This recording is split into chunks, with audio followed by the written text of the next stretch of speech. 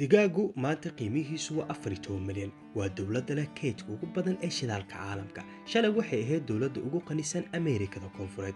maanta balse caruurtoodu waxay qashimada ka baadigoobayaan cuntay cunaan. lacagteedu waxay la qiimo ahayd doolarka Maraykanka, halka maanta xirmadii lacag aysan ku goynaynin warqadda suuliga. wuxuu ahaa mid ka mid ah wadamada ugu dimuqraadiyadsan uguna xasiloon, balse maanta wuxuu la daalaa-dhacayaa rabshada aad u daran. talada guud ee dalka waxay hoos joogtaa hal qof oo kaliya, mashirqoola mise maamul xumo.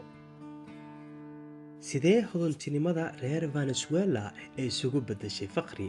Venezuela waxay ahayd 80-maadkii iyo wixii ka horeeyay dowladda ugu hodansan guud ahaanba koonfurta Ameerika.